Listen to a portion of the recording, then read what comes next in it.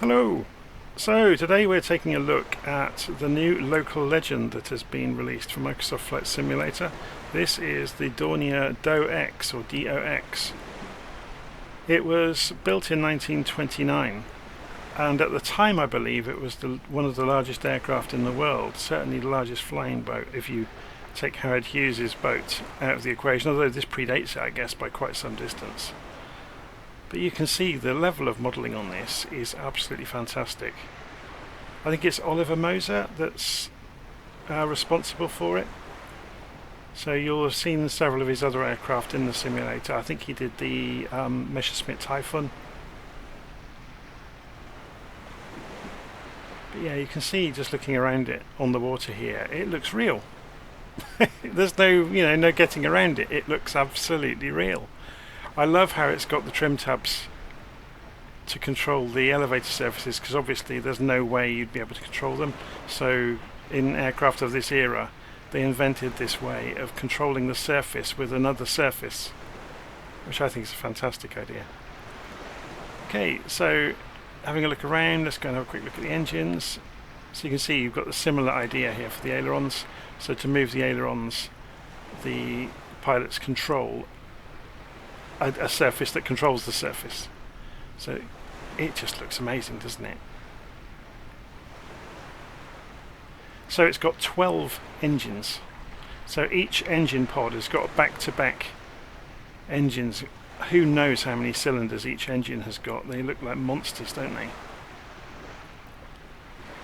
But yeah, 12 engines. Can you believe that? Okay, so let's go and have a look. Actually, before we go through the cockpit, let's go and jump through one of the side doors.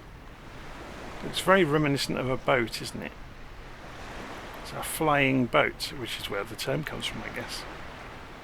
So let's pretend we're coming in through this door and we'll have a nose around inside, which is just as spectacular as the outside. I have never seen an interior of an aircraft done this well in the simulator before. It really is something special. Oh, if you're wondering where we are, we're in the Virgin Islands. So they're providing the gorgeous backdrop for today's walk around the aeroplane. So yeah, it's got this amazing wallpaper. Who would have thought that we'd be looking at an aeroplane in Flight Simulator and paying attention to the wallpaper? Yeah, it's staterooms, it's... Oh, where's the sound of this? Okay, the Sim's just suddenly decided to change the sound on us. It is still there, but... So then we've got some... I guess this is the economy seating. So you've got the seating up front for people who can afford it. Then you've got the... So that's the 1% seats at the front. This is the 2% seats, because remembering air travel back in this era was for the rich. No holds about it. It's...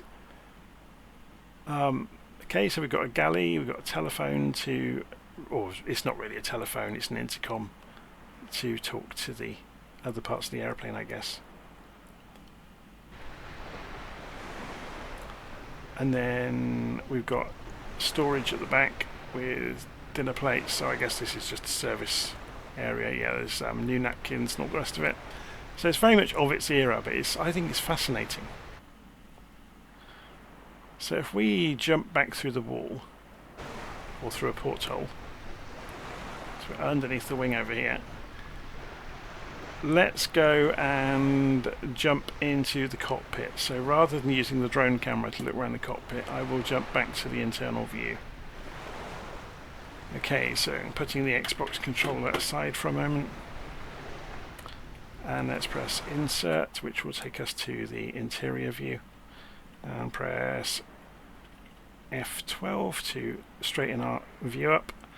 Okay, so I think this aeroplane just has so much going on, it's difficult to know where to start. So watch the chains when I move the ailerons.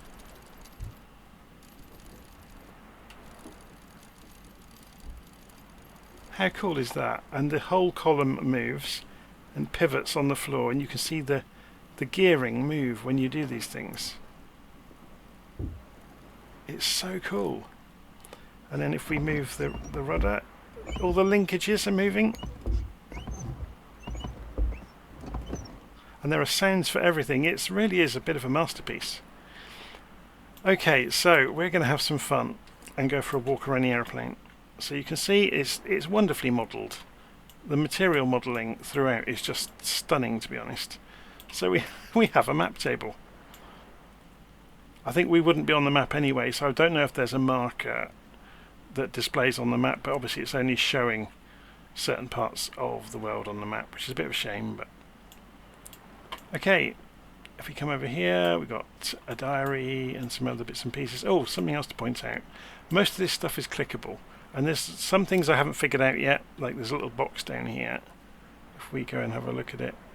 So anybody that can speak German could tell us exactly what all these things mean. It's going to be a bit of a voyage of discovery over the coming days to learn this aeroplane, I think, to learn it properly. Okay, so you will see down through here, we have to duck to get through here.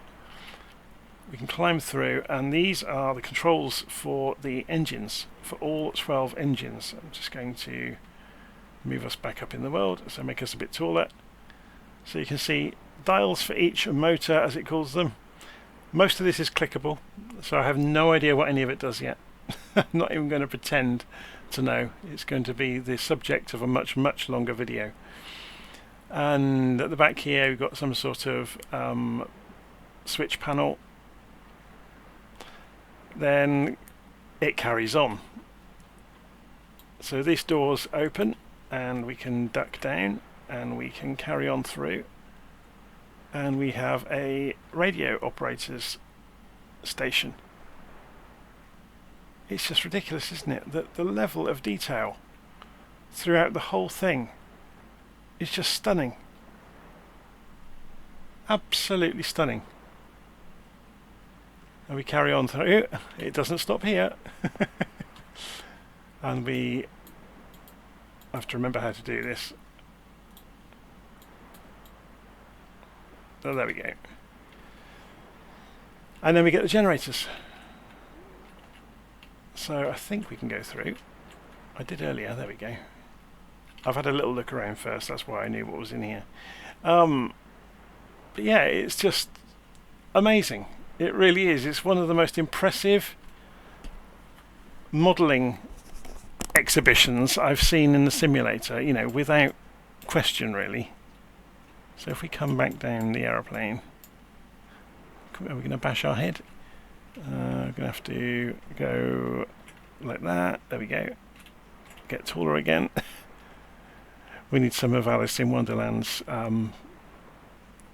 special mixtures, don't we, to get bigger and smaller as we're wandering around. Okay, so we're back in the pilot seat. So today I am not going to hope to learn what all of the levers and switches do in the engineer station. We're going to press Control and E.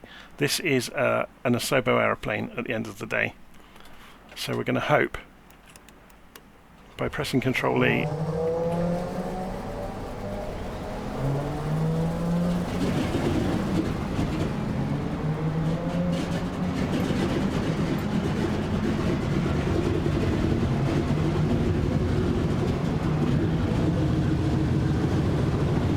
this is going to be noisy, isn't it?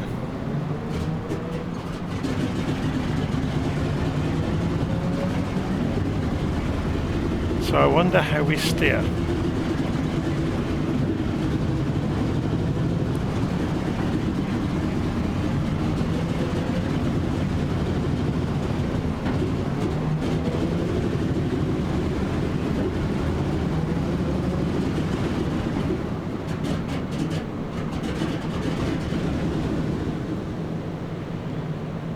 Okay, so once the engines are up and running, and that was kind of terrifying, we can look out of the window. We're obviously going to need to turn around. Now, does this have water rudders is the next question. Presumably it does down here. So is it the same as usual in Flight Simulator, where is it Control W does the water rudders? Not this time. You can see the rudder is turning, but it's not doing anything to the aeroplane. Oh, wonder if some thrust over the tail would help.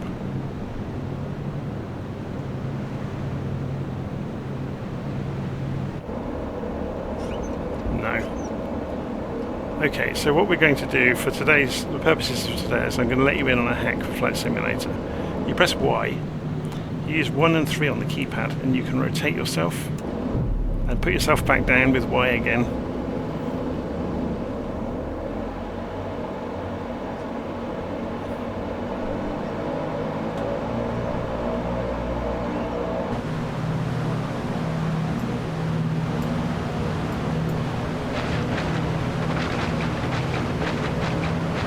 Ease back gently on the stick and see what happens.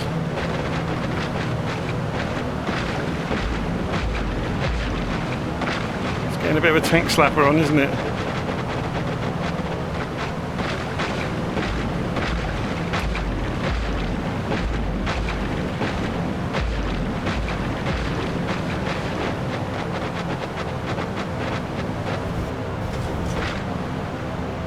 That's what we needed, look, a sandbank to kick us into the air. We just grazed the sandbank there and got away with it. So it obviously needs a hell of a long takeoff run.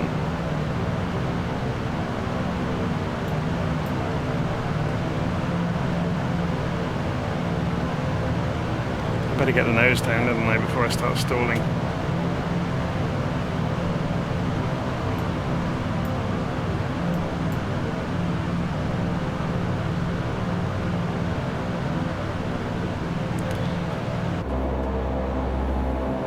Sounds are very, very good.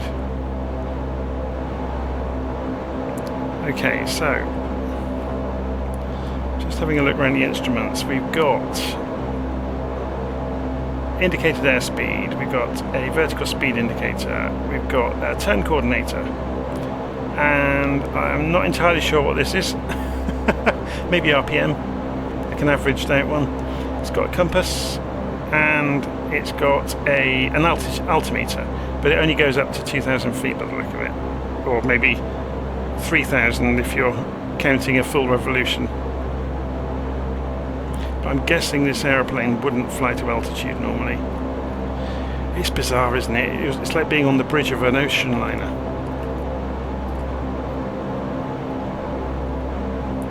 So if we have a look back outside, I'm just going to test something that I didn't look at before.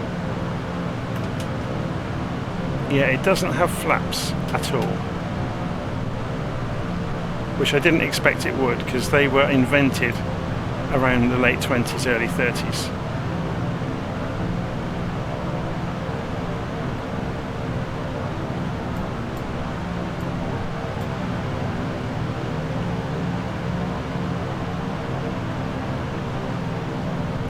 So we are at St Thomas, by the way, in the Virgin Islands.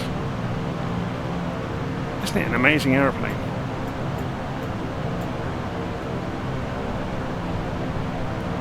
Look how thick the wing is.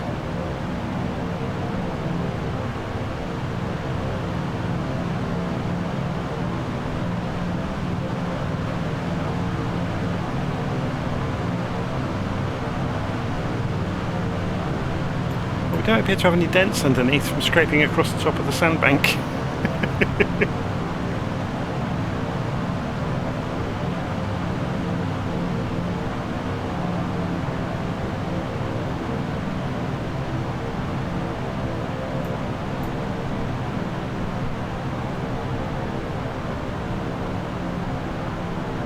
It's amazing, isn't it? That rumble of the engines. Right. I'm going to bring it back down onto the water, just so you can see it come back. So what sort of boat was that down there? I wonder.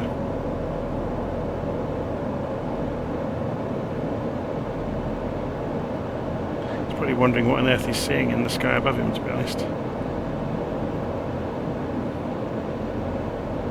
I can see myself doing some pretty long flights in this just for the fun of operating a huge old aeroplane. And it's obviously going to be fun to find out how the engines work and how far the developers have taken the modelling.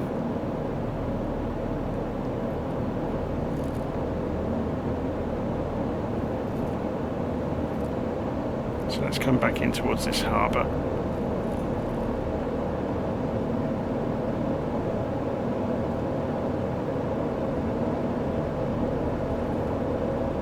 See, aircraft before they had flaps would often use side slipping to slow down, which I don't think we're going to need to do, to be honest. This is falling out of the sky pretty quickly.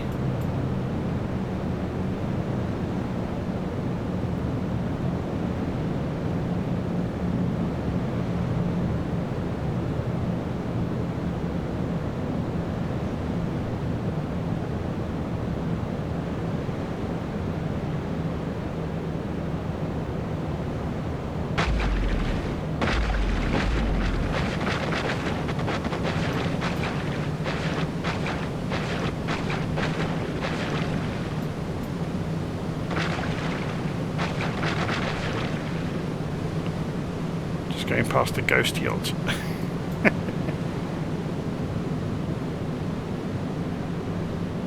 Yeah, so it remains to be seen how you handle it on the ground. There may be some extra functionality that I've not looked into yet. So it's going to be fun to look at this in more detail in the next few days. I just wanted to share my first experience of it with you, so you see, you know, it through the same eyes I'm seeing it. It does look very cool, doesn't it? 12 engines. Wonder how much fuel it drinks. It's going to be good fun to find out, isn't it? Although with no autopilot and no gyro pilot by the look of it, it's going to be interesting hand flying it for long stretches of time. I wonder how stable it is. Right, I think if I pull the mixture control back, can we kill the engines? Maybe not.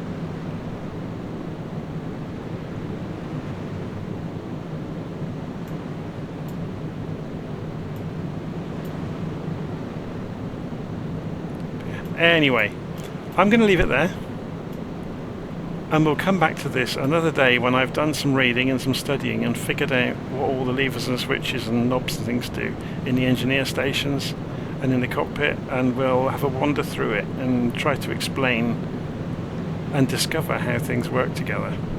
They've even modelled the anchor. How cool is that? Right, as I said, I'm going to leave it there. This is going to be fun, isn't it? So that's the Dornier Do X in Flight Simulator, the latest local legend to be released. I'll see you soon.